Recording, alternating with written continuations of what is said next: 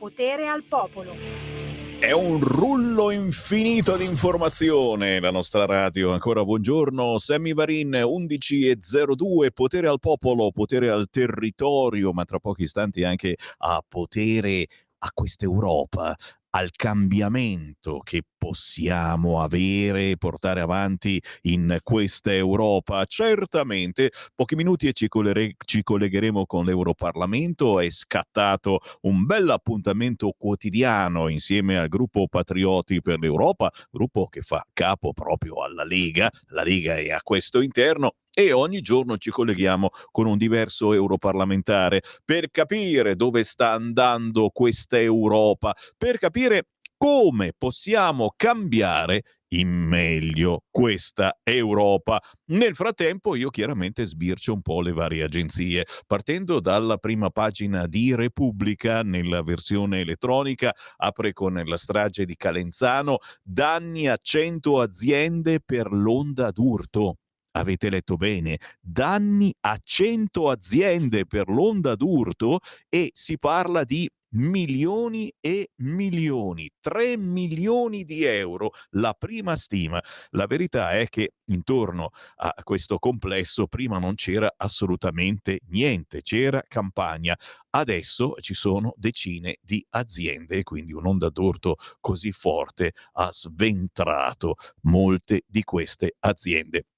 In apertura però è arrivata la malattia misteriosa. Verifiche su una donna rientrata a Cosenza dal Congo, la famosa malattia misteriosa che qualcuno chiama malattia del Congo. I primi test rivelano che alcuni pazienti hanno la malaria. Alcuni campioni arrivati in laboratorio troppo danneggiati per le analisi. L'OMS possibile siano coinvolte più malattie. Questo è il titolo principale del Corriere, subito sotto l'intervista esclusiva, e ve l'ho anticipata in rassegna stampa di Michael Holbeck, 10 anni dopo Charlie Hebdo vedo l'Islam che avanza e il suicidio dell'Occidente. Interessantissimo oggi il Corriere che ha intervistato anche il nuovo premier siriano al-Bashir, garantiremo i diritti di tutti, tornino i profughi, ma non risponde su Iran e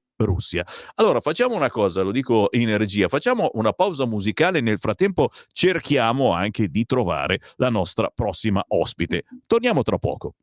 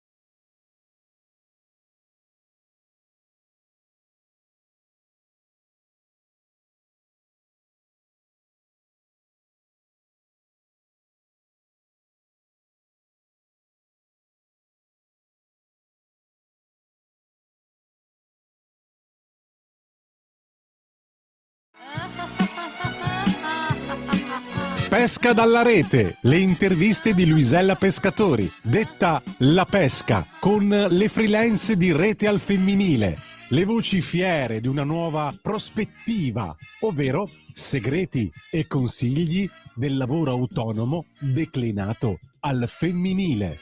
Ogni mercoledì alle 15:30 su Radio Libertà, la tua radio.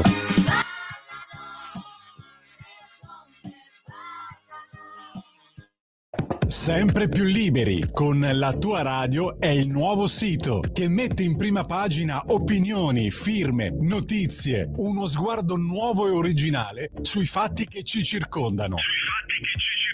Il nuovo quotidiano online. Semplicemente radiolibertà.net.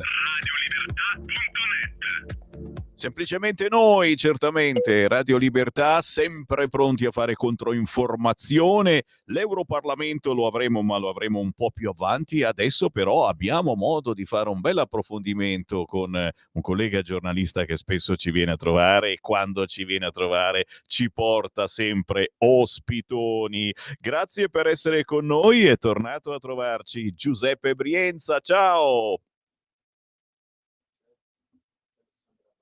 Non abbiamo ancora Brienza, ma abbiamo l'ospitone che salutiamo, Alessandra Basso. Ciao Ale!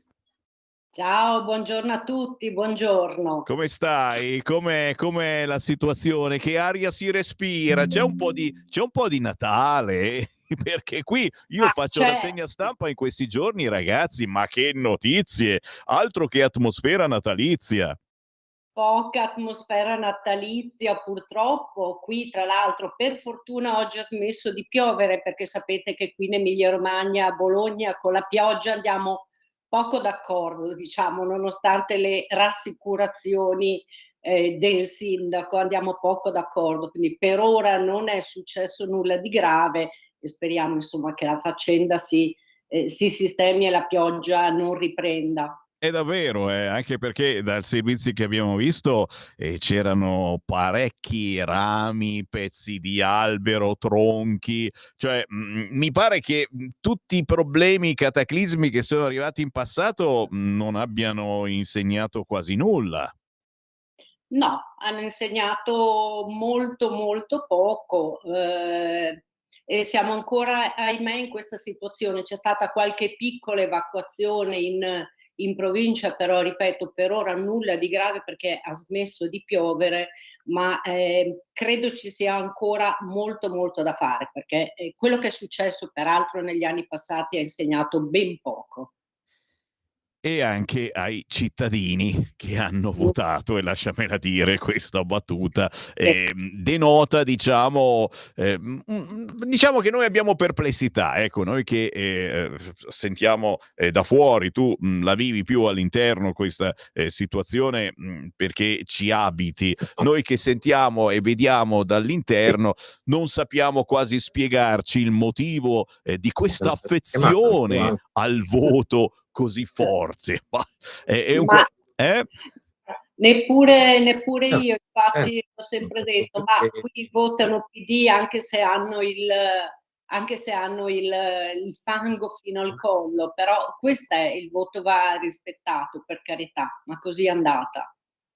Assolutamente sì, intanto siamo in attesa di collegarci con Giuseppe Brienza, vediamo se al più presto entra in onda anche lui, e naturalmente Alessandra Basso, io ti chiedo in questo momento che cosa stai portando avanti nel tuo territorio, cosa sta portando avanti la politica della Lega e del centrodestra nel tuo territorio in questo momento politico particolare, perché comunque da una parte siamo stretti tra un'Europa che sta proseguendo sulle solite argomentazioni, quelle che ha portato avanti anche lì per anni, e ci sembra veramente strano che siamo, nonostante questa mezza rivoluzione, mi viene in mente la situazione green, ma la situazione anche dell'automotive, nonostante questa mezza rivoluzione che stiamo portando avanti noi cittadini, l'Europa sta andando ancora avanti con questi pensieri. Che cosa potrebbe cambiare secondo te su questo fronte? Perché la gente si sta arrabbiando e non poco. Ma, l'abbiamo visto, no, l'hai citato, l'automotive, un disastro totale, sull'elettrico, fabbriche che chiudono, operai licenziati, eppure ripeto, qui l'Europa sembra andare sempre nella stessa direzione, così come, sull'immigrazione, no, le abbiamo viste le cose che sono successe quando si è parlato di Hub Albania, una marea di ricorsi, di giudici contro, anche se poi in realtà la von der Leyen stessa, che di certo non è una nostra amica, anzi, e che noi non abbiamo votato, si è espressa su questo tema. Si è espressa su questo tema dicendo che forse è il caso di prendere in considerazione delle soluzioni diverse per quanto riguarda l'immigrazione, anche facendo riferimento ad hub in altri paesi, appunto per lo smistamento dei migranti. Poi, se cambierà qualcosa, io me lo auguro e spero di sì. Vero è che certi temi, mi riferisco una parte insomma a quello del green, molto alla questione sull'immigrazione, si sono sempre trattati in Europa in maniera estremamente ideologica, perché i problemi loro li sanno, lo sanno quello che il green provoca, lo sanno quello che l'immigrazione clandestina, incontrollata provoca nei paesi. Però ideologicamente proseguono sulla stessa Proseguono strada nonostante nell'errore. insomma sia sotto gli occhi di tutti e bisogna essere ciechi, però evidentemente come in Emilia Romagna, anche se vedono il fango, si continua a votare nello stesso modo. Guarda, questi sono i misteri imperscrutabili che comunque qualche nostro ascoltatore sta già scrutando. Ci stanno arrivando WhatsApp al 340 6709 659. Ma qua mi fermo però perché cedo la linea al nostro collega e tuo intervistatore di quest'oggi, Giuseppe Brienza. Ciao Giuseppe, buongiorno. Ciao Sammy, buongiorno a tutti gli ascoltatori. Allora, comincio subito, Alessandra. Per chi non ti conoscesse, tu sei un avvocato specializzato nel diritto dei contratti che molto concretamente e praticamente ti ha visto impegnata soprattutto a difesa dei consumatori, no? E sei stata europarlamentare fino al luglio del 2024 proprio nella commissione mercato interno e protezione dei consumatori. Sei trevigiana, anche se da sempre trapiantata a Bologna. E tra le cose belle della tua carriera politica, del tuo servizio, c'è che, almeno dal mio punto di vista, hai firmato per ben 2 volte il manifesto valoriale sia nel 2019 sia nel 2024 che l'associazione Pro Vita e Famiglia propone a tanti politici, quasi tutti però quelli che lo firmano sono di centrodestra, e quindi tu sei una persona che dal punto di vista etico in politica chiaramente sei una garanzia, Alessandra. E io proprio da questo volevo partire. Non è solo la firma sul manifesto, tu durante questi 4 anni dell'11ª legislatura di Bruxelles hai fatto molteplici iniziative sia di sensibilizzazione contro l'utero in affitto o maternità surrogata, come vogliamo chiamarla, e sia contro anche l'ideologia gender, l'espropriazione del diritto dovere dell'educazione ai genitori da parte della tecnocrazia, insomma, se vogliamo, o dei gruppuscoli di minoranza che vogliono usurpare il diritto dei genitori, no? E quindi vorrei subito farti la prima domanda sulla bella notizia che abbiamo avuto dell'approvazione, no, in Senato il 16 ottobre scorso del reato universale della maternità surrogata. Ci spieghi perché è stata una bella notizia? Ma è stato un tema, guarda, estremamente dibattuto, che è nato con anche feroci discussioni, devo dire, in commissione giuridica, quando si è parlato del certificato di filiazione europeo, cioè il riconoscimento che verrebbe dato come figlio di persone, non di un padre, di una madre, a bambini in qualunque modo siano essi stati concepiti o nati. E perché io mi sono fortemente opposta, ma non solo noi, perché anche il Senato già all'epoca aveva dato un parere negativo su questo, non solo io e non solo altri paesi, diciamo paesi più a tradizione cattolica. Ci siamo opposti perché pur nella parvenza, diciamo, bella di questo certificato di filiazione europeo che avrebbe consentito una maggiore facilità di trasferimento dei bambini, di riconoscimento dei bambini, insomma sappiamo che adesso i tempi sono cambiati, le famiglie si spostano di paese in paese molto più facilmente rispetto ad anni fa. Ma perché ci siamo opposti? Perché, come ho detto varie volte, l'Europa in questo caso ha cercato di forzare la mano con questa proposta di regolamento, cercando di far entrare dalla finestra quello che non è entrato dalla porta. Noi sappiamo che in Italia la maternità surrogato, gestazione per altri, chiamatela come volete, io la chiamo utero in affitto o supermercato dei bambini, fece anche un convegno a Bruxelles su questo con le associazioni. In Italia è vietata. Però, come spesso capita, quando si esaminano i testi europei bisogna essere molto attenti a cercare la fregatura. Al di là di un apparente testo, diciamo, buono e neutro, trovi poi l'articoletto che ti dice che questo riconoscimento, questo certificato di genitorialità va dato anche al bambino in qualunque modo sia nato o concepito e senza la possibilità, peraltro, di opporre il limite dell'ordine pubblico, che era quello che salvaguardia, cioè è un istituto del nostro ordinamento giuridico, l'ordine pubblico. In questo caso, con un'ingerenza forte, l'Europa ha cercato di scavalcare ancora una volta quella che è la legislazione nazionale in materia di, diciamo, famiglia. La competenza è nazionale, ennesima ingerenza europea in faccende che invece riguardano l'Italia. Quindi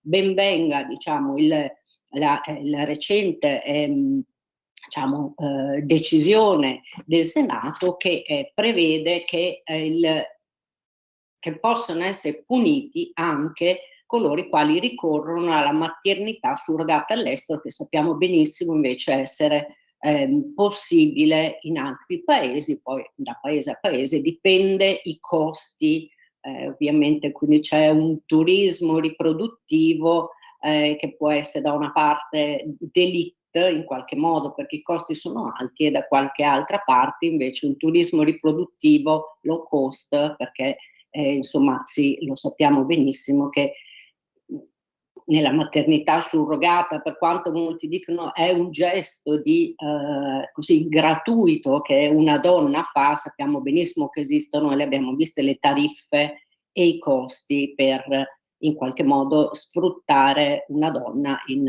non buone condizioni economiche, mettiamola così. Quindi tutti questo genere di provvedimenti che riguardano la maternità surrogata o l'utero in affitto vanno assolutamente contrastati, ma proprio perché sono contro la dignità della donna, e questo è quello che ho fatto in questi 5 anni, e ne ho viste molte di questi tentativi. Senti Alessandra, tu sei stata fino alla legislatura scorsa, appena finita, nel gruppo Identità e Democrazia, no? Il gruppo di centrodestra a Bruxelles. Adesso questo gruppo si è riarticolato e si chiama Patrioti per l'Europa, e uno dei leader della Lega che è presente nel gruppo Patrioti per l'Europa è il generale Roberto Vannacci. Tu ti sei, diciamo, in passato diverse volte espressa in termini, insomma, di favorevoli, cioè di condivisione, no? Delle sue posizioni. Poi in realtà sono posizioni di diritto naturale, che non è che chissà che cosa sono, come le presentano. Cosa ci puoi dire? Collaborerai con lui e la prospettiva della famiglia e della vita come la vedi in questa legislatura europea? Allora, io intanto mi auguro che i miei colleghi in Parlamento continuino a fare il lavoro che ho fatto io in questo senso, quindi di difesa della famiglia, che invece l'Europa sembra voler in qualche modo sgretolare. Ma io sono d'accordo con il generale Vannacci, perché non mi sembra abbia detto delle cose allucinanti, ha semplicemente detto che per lui la famiglia naturale è un padre, una madre che mettono al mondo dei figli, perché biologicamente, almeno che non sia successo qualcosa questa notte, i figli nascono da un uomo ed una donna. Quindi invece in Europa c'è questo continuo tentativo di sgretolare quella che è la concezione di famiglia naturale. Poi, per carità, ognuno nel proprio privato fa quello che vuole, ecco, però far passare il messaggio che ci sono tanti generi di famiglie e che tutte sono uguali, no, però la famiglia naturale è padre, madre e i figli, quindi la fluidità sessuale, la fluidità delle famiglie, diciamo, non va bene, perché viene meno, viene a mancare quello che è un pilastro fondamentale. La famiglia è sempre stato il nostro punto di riferimento, no? Nei momenti belli, nei momenti brutti, che cosa fa? Ci si affida alla famiglia. Quindi il concetto di famiglia non è un concetto negativo o brutto o da sgretolare, ma è un concetto che invece va salvaguardato. Quindi sì, sono d'accordo con le sue parole, che mi sembrano assolutamente di buon senso, ecco. Senti Alessandra, questo è un tema che i grandi media definiscono divisivo, no? Addirittura la famiglia, la vita sono diventati temi divisivi. Come è cambiato il linguaggio pubblico? Forse è un nostro, diciamo, contemporaneo, però di 30-40 anni fa, parlando così non capirebbe proprio di che stiamo significando. Però ecco, tra i temi divisivi è diventato anche quello dell'immigrazione, no? E tu recentemente hai scritto che giustamente hai scritto, vorrei che lo spiegassi a chi ci ascolta, che i temi divisivi, quindi in questo caso l'immigrazione e il connesso diritto di cittadinanza, no? Non devono essere decisi da poteri diversi dal Parlamento. Ecco, anche questa è una cosa che, permettimi, banale, ma che diventa rivoluzionaria in questo contesto. Perché hai scritto questo? Ci spieghi cosa intendevi? Ma era ovviamente riferito, ne facevo cenno prima, alla vicenda dell'hub in Albania, che è stata ovviamente, sappiamo, impugnata, contrastata da parte dalla magistratura. Ho detto potere, ma perché in realtà è vero che c'è una forma di potere della magistratura, questo l'abbiamo visto in tante cose, dove il Parlamento, che è la sede naturale, no? Dove si emanano le leggi, cerca di costruire o di dare soluzioni, molte volte arriva invece un diverso potere che cerca di sgretolare. Ora, ripeto, le soluzioni possono piacere o non piacere a seconda del governo, del colore politico, però ritengo che spetti solo al Parlamento il potere di legiferare, e ne facevo cenno anche prima sulla questione dell'hub in Albania, tanto contestato, che la stessa von der Leyen in ottobre ha detto: dobbiamo guardare a qualche sistema innovativo per cercare di risolvere la questione immigrazione, e non escludeva proprio la creazione di hub esterni. Quindi adesso lo sapete, insomma, non è che la von der Leyen per noi è strettamente un'amica o una alleata della Lega, ma ha dato anche lei la possibilità di questa soluzione, e invece qui la magistratura sembra vederla in un tutt'altro modo. Cioè, la magistratura che, ricordiamolo, no, ha mandato a processo il ministro Salvini, tra un po' ci sarà anche la sentenza. Credo che non si sia mai vista una cosa simile in nessun paese europeo, un ministro che ha fatto il suo dovere cercando di risolvere il problema in base al mandato che gli era stato dato dai cittadini e una proposta e delle norme. Ecco, quindi questa intromissione per me non va bene. Ci dovrebbe essere proprio una netta separazione tra quello che è il potere legislativo e quello che è il potere giudiziario, soprattutto poi se qualche magistrato magari in qualche altra sede aveva già espresso delle opinioni contrarie. Ecco. Quindi qualche volta credo che si rischi di prendere decisioni basate su un pregiudizio pregresso senza invece andare ad esaminare a fondo quella che è la questione di diritto.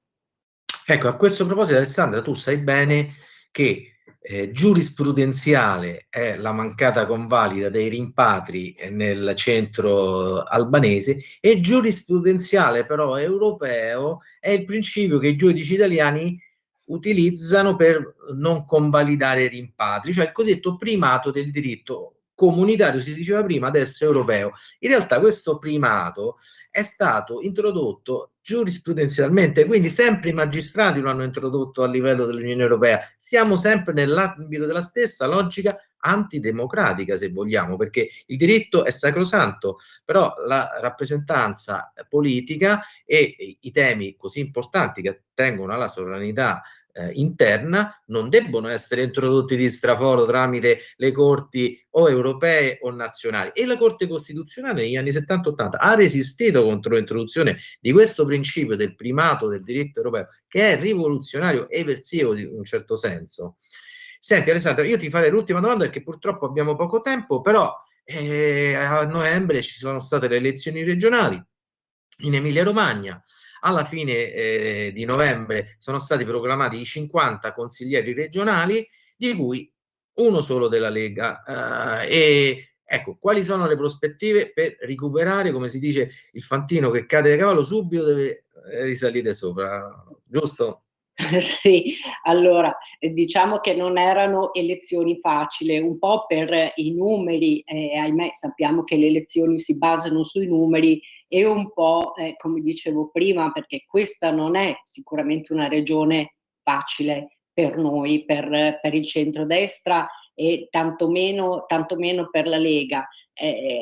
Non ha giocato ovviamente a favore l'astensione, poi ripeto, lo dicevamo prima, non si capisce perché insomma si continua a votare sempre nello stesso modo anche quando hai il fango che ti arriva al collo e c'è una situazione sanitaria che era descritta come fiore all'occhiello, che invece insomma fiore un po' appassito. Però diciamo noi abbiamo imparato, noi andiamo avanti, avremo nel 2027, di 2 giorni fa mi sembra la notizia che si voterà con un po' di posticipo per il nuovo sindaco di Bologna, e quindi adesso aspettiamo Natale, ci godiamo qualche giorno insomma con le nostre famiglie e con i nostri cari, e poi ci metteremo a lavorare per le prossime elezioni comunali per il nuovo sindaco di Bologna. Certo, ricordiamo che il sindaco di Bologna, Lepore, è lo stesso che fece un pochino scandalizzare anche gli elettori di centrosinistra, no? Considerando che il governo aveva mandato le camicie nere a Bologna, che era una manifestazione autorizzata oltretutto da parte di un gruppo di estrema destra, per carità, ma inviati dal governo, quando il governo non c'entra niente, la questura ha autorizzato una manifestazione, insomma siamo a livelli di temperatura ideologica veramente alti. Emiliano Romagnoli, diamoci un po' da fare, e Alessandra, mi raccomando, rimontiamo in sella. Giuseppe, sì, dobbiamo guarda, chiudere. lì diciamo che quando si gioca in Emilia Romagna all'ultimo si tira sempre fuori la carta del fascismo, delle camicie nere, quant'altro, però evidentemente insomma ha fatto presa con tutte le polemiche che poi ne sono conseguite, però insomma, torniamo in sella. Bene, grazie Sammy, abbiamo finito per il momento. Grazie a voi naturalmente. Giuseppe Brienza, Alessandra Basso, buon lavoro e alla prossima. Grazie. Stai ascoltando Radio Libertà. la tua voce libera, senza filtri né censura. La tua radio. Lo amiamo perché ci offre sempre le cose più buone e naturali. Linea Alberto Acerbis. Buongiorno care amiche, buongiorno cari amici, ascoltatori di Radio Libertà da Alberto Acerbis. Questa mattina voglio parlarvi di una cosa straordinaria, di un momento particolare, di un momento importante per la nostra Italia. Se amiamo l'Italia, dobbiamo amare anche i suoi prodotti, i suoi figli, che alla fine sono i suoi frutti. Siamo in piena raccolta delle olive, stiamo producendo l'olio nuovo, qualcosa di straordinario. La produzione quest'anno è un po' migliore dell'anno scorso, anche il frutto si presenta bene. Quindi a tutti coloro che ci conoscono già, a tutti coloro che vogliono provare l'olio extravergine di oliva Acerbis, la grande offerta è di ricevere 6 bottiglie di olio Acerbis da 1 litro direttamente a casa vostra, chiaramente estrazione a freddo, chiaramente 100% italiano di olive italiane.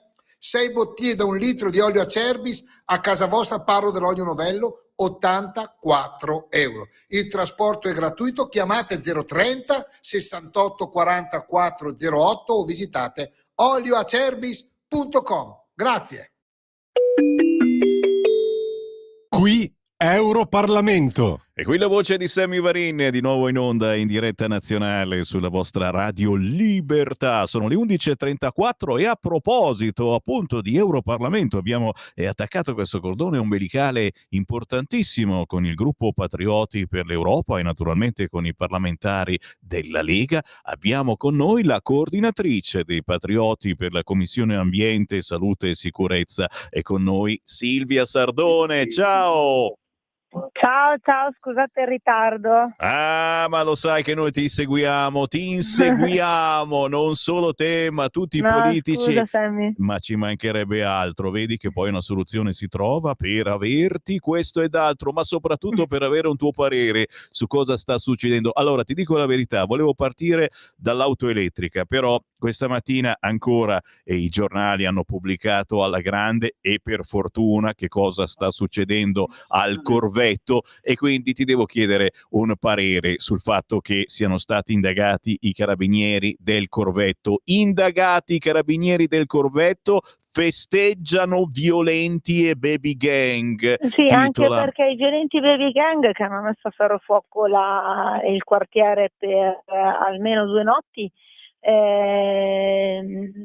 alla fine sono rimasti tutti impuniti, nel senso che ne hanno arrestato solo uno, e quindi il saldo è che uno di quelli che ha messo a ferrofuoco la città è stato arrestato, tutti gli altri a piede libero, anzi quasi portati come esempio di integrazione, e i 3 carabinieri che hanno fatto un inseguimento sono indagati. Poi per una parte della sinistra c'è già la sentenza scritta, nonostante non abbiano neanche un rinvio a giudizio. Io mi chiedo che cosa dovevano fare, cioè uno non si ferma un posto di blocco, il minimo è inseguirlo, dopodiché se questo ha catenine, soldi rubate, soldi in contanti, il casco slacciato, tant'è che se ne va il casco va via durante la fuga, e in tutto ciò prendono una strada contromano, si sfracellano ed è colpa dei carabinieri. Ora, tra l'altro anche nella peggiore delle ipotesi, cioè in cui se anche dovesse esserci stato in qualche modo una collisione, nessuno, e dico nessuno, dice che è stata fatta in maniera volontaria. Chiaro, però questo fomenta, ma qual è il pericolo se si portano avanti queste cose, anche che sia uscita questa notizia? Il corvetto è pieno di scritte contro le forze dell'ordine. E come? Le abbiamo cancellate qualcune, ma continuano a spuntare. Quindi si alimenta un odio nei confronti delle forze dell'ordine. La prossima volta, se io fossi un carabiniere che devo andare ad inseguire qualcuno, ci penso 2 o 3 volte, perché se poi dopo questo si sfracella è colpa mia. E lo Stato perde il fatto di essere lo Stato, e alla fine i quartieri rimarranno in mano a personaggi che che hanno un'idea di legalità ben diversa da quella che abbiamo noi. Diciamo che non rispettano la nostra Costituzione, ma la Sharia, anche qui altro dilemma, altra paura.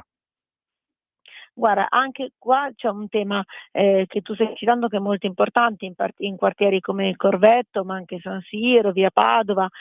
Guarda, io ho appena ricevuto le immagini anche di ieri di quello che è avvenuto in via Padova, l'ennesima rissa in mezzo alla strada, fatta sempre da islamici, gente che non vuole integrarsi. Mi ha fatto sorridere che al funerale di Rami l'imam abbia tirato fuori un tema come quello della cittadinanza, perché è chiaro che non è un pezzo di carta che renderà italiani questi ragazzi che probabilmente italiani non si sentono e non vogliono sentirsi, a prescindere dalla cittadinanza.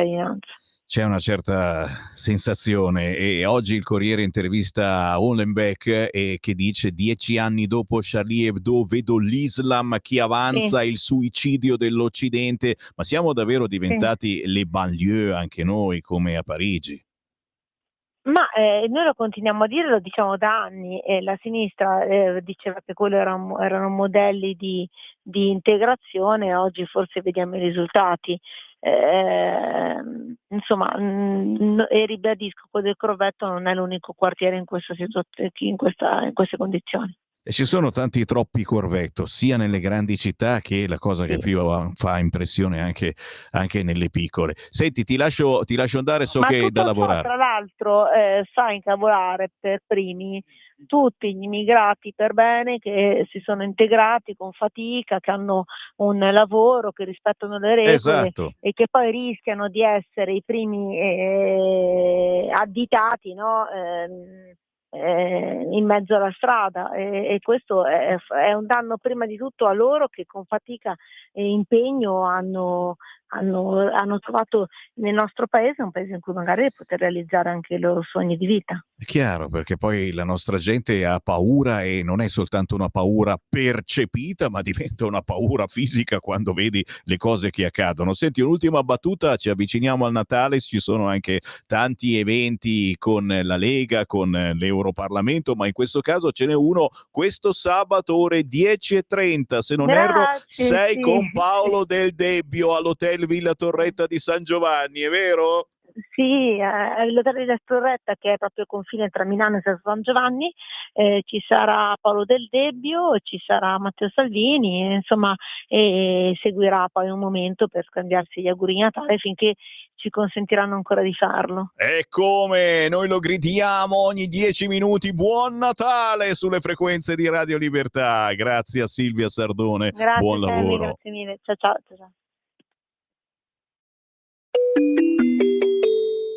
Qui Europarlamento. E qui la voce di Sammy Varin, certo, ve lo ricordo, ogni giorno abbiamo un collegamento veloce ma sempre sulla notizia con l'Europarlamento e abbiamo parlato proprio con la coordinatrice dei Patrioti per la Commissione Ambiente, Salute e Sicurezza, Silvia Sardone.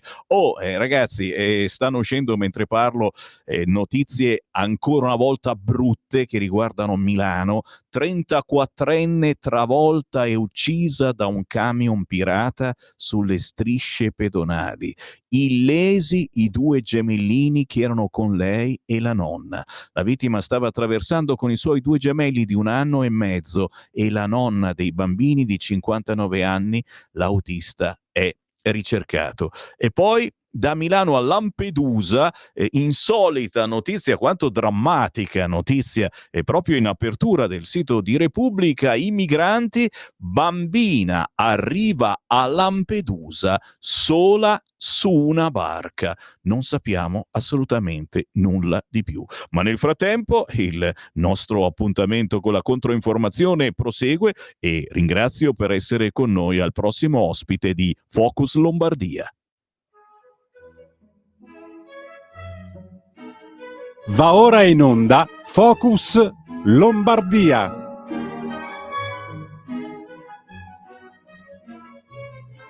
Certo, nella trasmissione di Sammy Varin e Potere al Popolo il contatto quotidiano con il territorio non manca mai. Oggi andiamo in regione Lombardia e abbiamo con noi Riccardo Vitari, membro della Commissione Agricoltura e Foreste, consigliere regionale della Lega. Buongiorno Riccardo.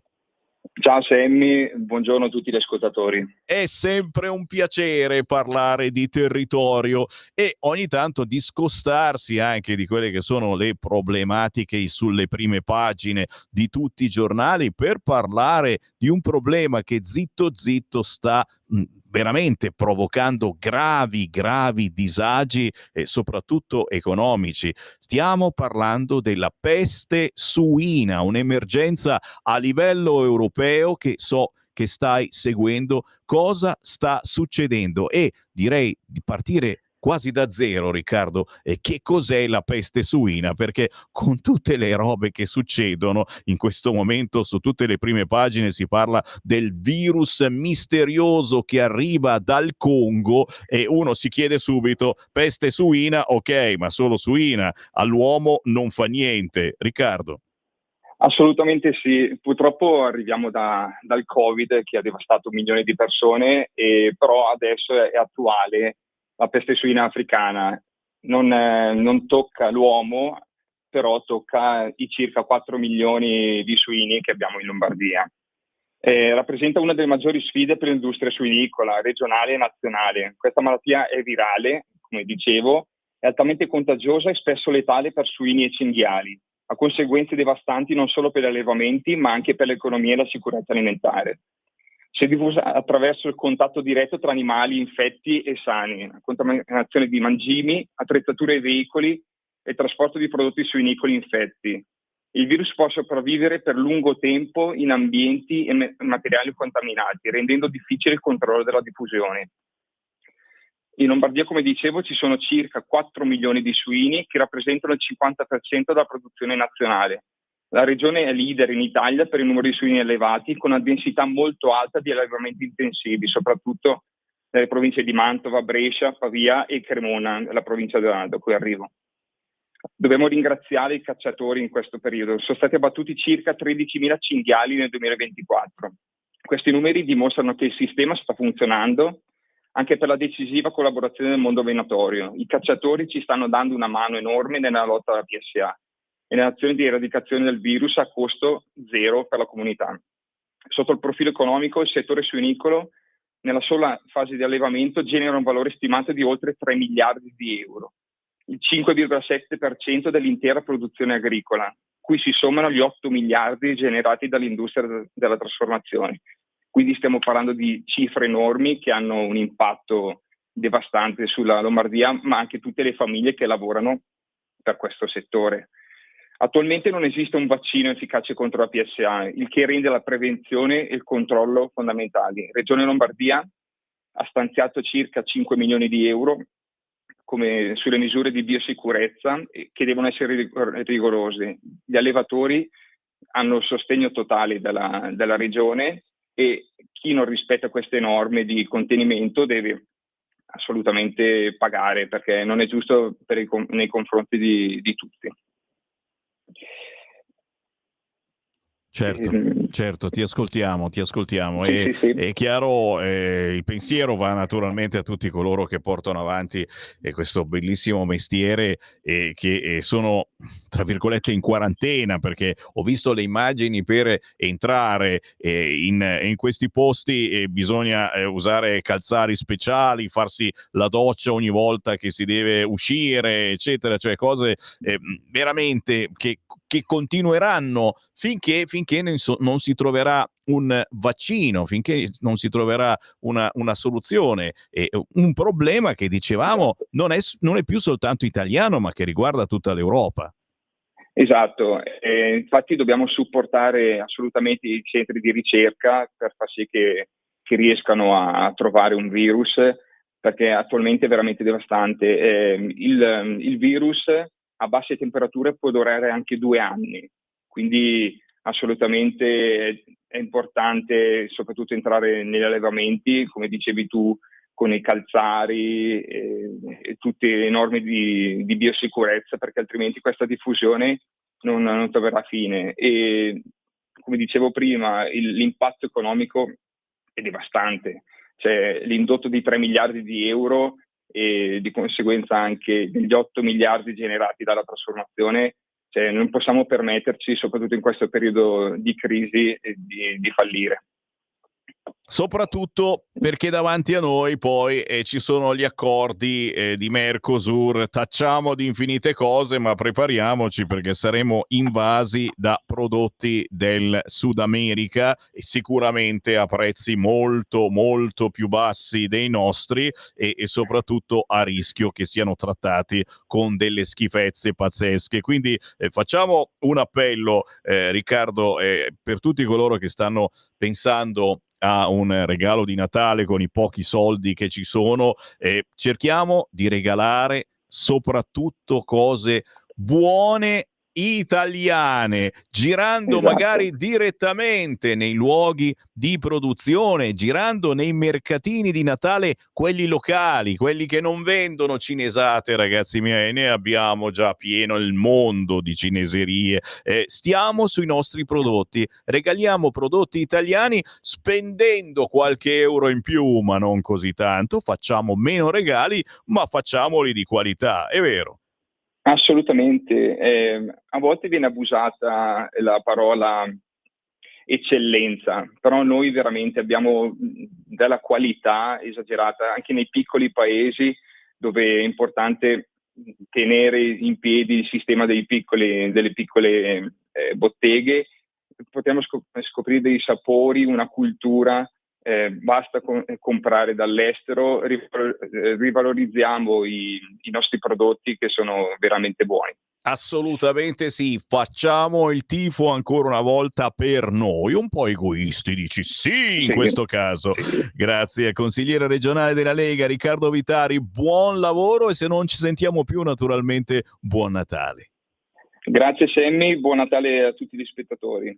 Grazie Riccardo e naturalmente il buongiorno alle 11:50 a tutti coloro che ci avessero acceso solo in questo momento. La nostra controinformazione prosegue tra poco con altri ospiti, ma prima la promessa che Sammy Varin vi ha fatto. Abbiamo una montagna di messaggi di WhatsApp arrivati al 340 6709 659 commentando le notizie del giorno. Dovete sapere che io sono in onda anche la mattina presto dalle 7:30 alle 9:30 facendo la rassegna stampa, una rassegna stampa particolare perché è commentata da tutti voi, chi va in diretta telefonica, chi ci spedisce messaggi, non riesco a evaderli tutti quanti come al solito e qualcuno ve lo leggo anche adesso.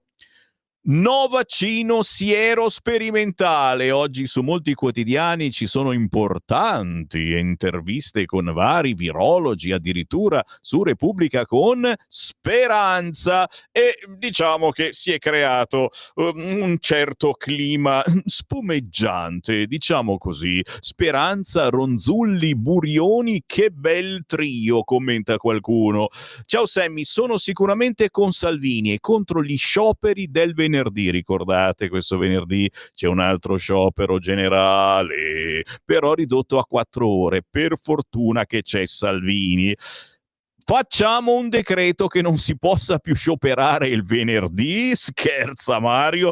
Zitto, ma non sarebbe niente male. Sta menata che ogni venerdì c'è qualcosa e uno non può più pensare di avere certezze nella vita, soprattutto utilizzando i mezzi pubblici e poi sotto Natale. Io non so se vivete a ridosso di qualche grande città, ma si impazzisce completamente sotto Natale. Magistratura deviata, sanità deviata, Chiesa deviata, ma c'è qualcosa di dritto in questo paese di rimbambiti, bella questa, è vero. Speranza e Burioni squallidi stragisti, no, assolutamente no, non se ne parla, ma sono vaccinati, sicuramente sì, però moderiamo i termini. E ancora WhatsApp al 340 6709 659, sono quasi più pericolosi i virologi che il vaccino, e Pietro se lo chiede pure lui, ma loro se lo sono iniettato? Non lo sapremo mai. No, qualche foto c'è, dai.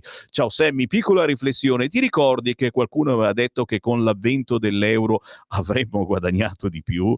Il venerdì non si sarebbe lavorato?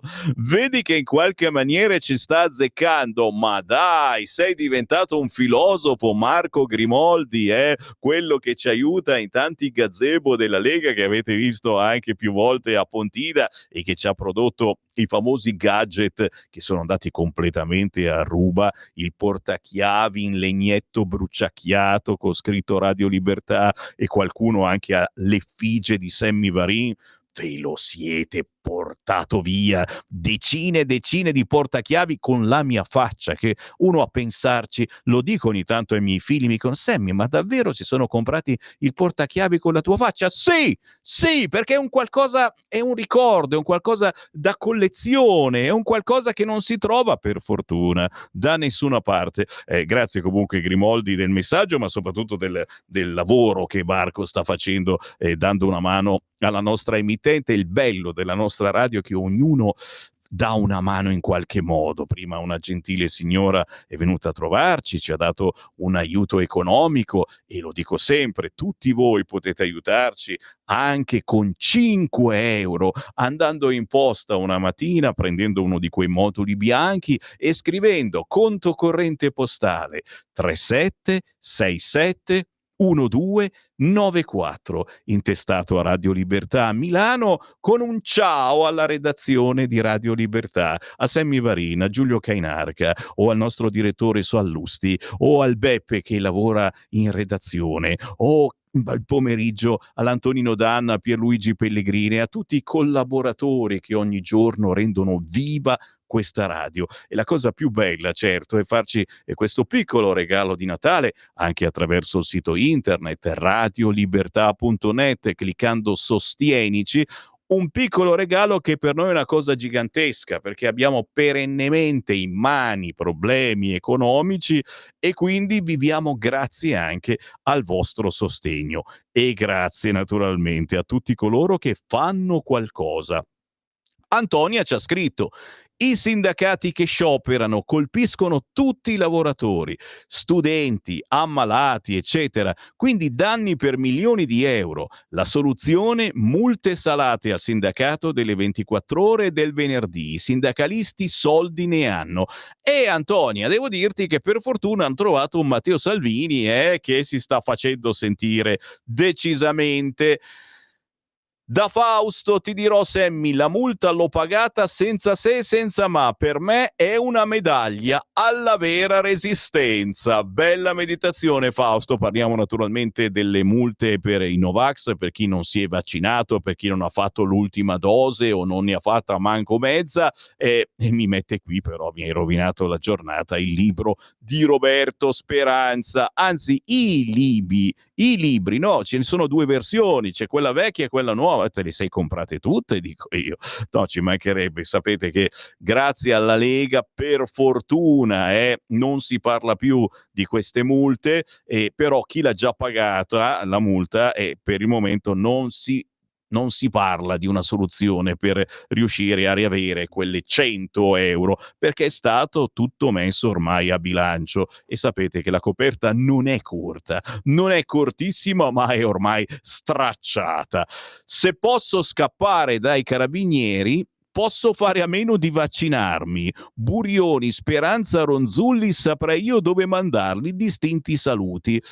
È un discorso un po' strano, caro Corrado, me lo devi spiegare meglio, io ci metto un po' ad arrivarci. Ancora WhatsApp, ragazzi, sono pieno dei vostri consigli, delle vostre meditazioni. Ce n'è un altro orale sul cursore, sentiamo chi ha da dire. Buongiorno Sammy, Voilà. Sono Martin da Ravenna. Ciao. Tutti questi signori che stanno criticando aspramente la revoca delle multe per chi non si è sottoposto alla vaccinazione dovrebbero seguire un po' tutte le audizioni della commissione d'inchiesta, che magari forse li aiuterebbe un po' a riflettere su quello che è stato fatto. Per quanto mi riguarda, io ho pagato abbondantemente dal momento che sono rimasto sospeso dal lavoro per non essere sottoposto a un vero e proprio ricatto, un obbligo surrettizio. Quindi dovrebbero pensare prima di dare aria alla bocca. Grazie. Penso che siano pareri sacrosanti. che trasmettiamo soltanto noi, diciamolo chiaramente, perché sulle altre radio queste cose non si possono trasmettere. So benissimo che verrò bloccato su YouTube, come sacrosantemente capita ogni volta che citi vaccini, reazioni, eccetera. Cambiando argomento, Sammy, smettiamola di chiamarlo motorino. Era un Yamaha T-Max 500 di cilindrata che fa i 200 all'ora ed era anche senza patente.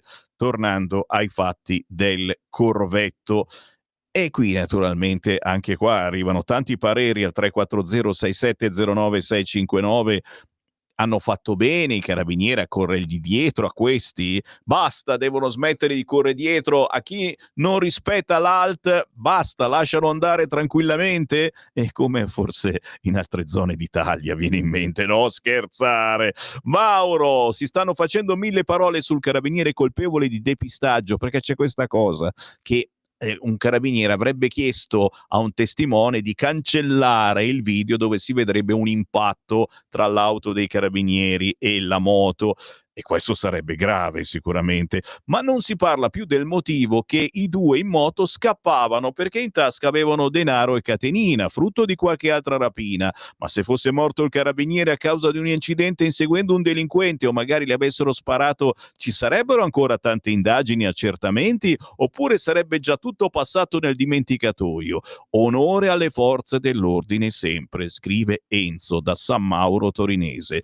Buongiorno, siamo nettamente con le forze dell'ordine. Se si fossero, diciamo così, fermati allo stop non sarebbe successo. Basta difendere sempre i delinquenti. In altri paesi non si dà tanto potere ai delinquenti, solo in Italia. Le forze dell'ordine devono essere libere di difendere la gente onesta. Ancora WhatsApp, si sta ripetendo il dileggio furioso contro chi non ha voluto fare il vaccino, quelli che hanno usato il cervello per capire che un farmaco sperimentale che si stava firmando una liberatoria, come si fa prima di un intervento chirurgico, e che interferiva con un DNA non era consigliabile e non l'ha fatto. Sono stati intelligenti e lungimiranti e se tutti avessero ragionato non l'avrebbero fatto, e se nessuno lo faceva la faccenda del vaccino Covid finiva in una settimana. Speranza, con tachipirina e vigile attesa, è stato l'artefice delle morti di migliaia di persone. È stato lui a condannare a morte questi cittadini. Bastava un'autopsia per capire, ma era vietata, e sono convinta che molte persone oggi vorrebbero pagare 100 euro di multa come i Novax. Da un'altra parte del mondo sarebbero Speranza e compagni e sarebbero messi al muro come terroristi. Testimonianza a ogni costo pur di giustificare un pregiudicato che ha avuto sfiga nel praticare il mestiere che ha scelto di fare, cioè lo scippatore, ci scrive anche Marco. Onore alle forze dell'ordine, i cittadini per bene si sentono difesi, i delinquenti li odiano. Qui mi fermo con i WhatsApp, ma solo per 10 minuti, tranquilli. Non me ne vado finché non li ho letti tutti, anche perché oggi è mercoledì. Tra poco c'è È tutto magna magna, parole sante, ma prima ancora ci collegheremo ancora con il Parlamento.